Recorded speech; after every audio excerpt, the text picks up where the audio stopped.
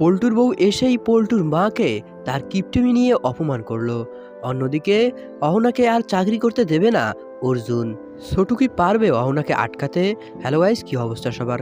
ছোট বউ নাটকের আগামী পর্বের ধামাকাদার আপডেটে আপনাদের সকলকে স্বাগতম। পর্বের শুরুতে আমরা দেখতে পাই যে নতুন বউকে ঘরে তুলে এনেছে পরিবারের সবাই মিলে। বরণ কার্য শেষ হয়ে গিয়েছে এবং আমরা দেখতে পাই যে অহনা একে একে পরিবারের সকলের সঙ্গে পরিচয় করিয়ে দিতে থাকে নতুন বউকে। অহনা বলে, তুমি তো এই বাড়ির কাউকেই তেমন চেনো না, তোমার শাশুড়ি এবং তোমার বর্গে ছাড়া। একে একে অহনা সবার সাথেই নতুন বউকে পরিচয় করিয়ে দেয় এবং সবশেষে পল্টুর প্রাক্তন স্ত্রী পারুর সঙ্গেও পরিচয় করিয়ে দেয় তার। পারুকে দেখেই পল্টুর স্ত্রী বলতে থাকে যে, তাহলে তুমি তো আমার শত্রু, তুমি কেন এই বাড়িতে রয়েছো? এই কথা শুনে পারু পল্টুর নতুন স্ত্রীকে বলতে থাকে যে, আমার কাছ থেকেই তুমি তো জানতে পারবে যে তোমার বর কেমন মানুষ, সে আসলেই ভালো কিনা খারাপ, তা আমার কাছ থেকে এবং আমার চেয়ে ভালো কেউ তোমাকে বলতে পারবে না। সুতরাং না কেন আমরা দুজন বন্ধু হয়ে যাই। অন্যদিকে নতুন বউয়ের এরকম আচরণ দেখে প্রতিবেশীরা কানাকানি করছিল। এদিকে আবার নতুন বউ দুর্গাদেবীর পাশ হয়ে প্রণাম করে। পরিশেষে যখন তাকে বলা হয় যে অন্যান্যদের পাশ হয়ে প্রণাম করতে, তখন সে বলতে থাকে যে, আমি এভাবে প্রণাম করতে করতে তো হাঁপিয়ে যাব, সুতরাং না কেন আমি হাত দিয়েই তাদের কাছ থেকে আশীর্বাদ নেই। একথা শুনে প্রথমে পল্টু এবং পল্টুর মা একেবারেই অবাক হয়ে যায়। নতুন বউয়ের এরকম আচরণ তারা মোটেও আশা করেনি এবং সে এক প্রকার চঞ্চল প্রকৃতির মহিলা।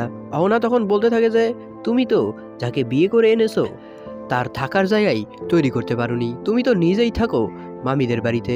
একথা শুনলে নতুন বউ অহনাকে বলতে থাকে যে, তাহলে এই বাড়ি আমাদের না।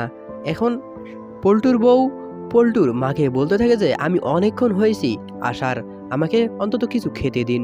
আর একথা শোনার পর অহনা বলতে থাকে যে, এখন তো রান্না বান্না করার জন্য তোমাদের কোনো চুলাও নেই, তোমরা কি করবে?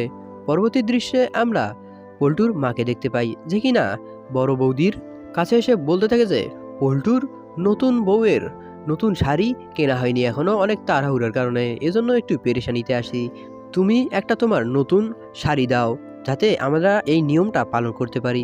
তখন পারু বলতে থাকে যে, হ্যাঁ আমি শাড়ি দিতে রাজি আছি, তবে এই শাড়ি আর কখনো আমি ফেরত নেব না। অন্যদিকে আমরা পল্টুকে দেখতে পাই যে কিনা অর্জুনের কাছে এসে বলতে থাকে যে, অর্জুন তোর সাথে আমার কিছু গুরুত্বপূর্ণ কথা রয়েছে, তুই যদি শুনতে চাস তবেই আমি বলবো, আর যদি তোর শোনার কোনো ইচ্ছে না থাকে তাহলে আমার বলার কোনো দরকার নাই।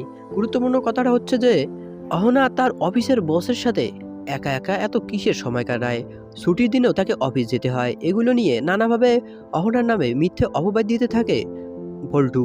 পরবর্তী দৃশ্যে আমরা দেখতে পাই যে অর্জুন পল্টুকে বলে যে, কি বলার তা স্পষ্টভাবে বলে দাও আমাকে। তখন পল্টু বলে যে, আমার অফিসের কিছু পরিচিত স্টাফ আছে যারা অহনার নামে আমাকে এসব কথা বলেছে।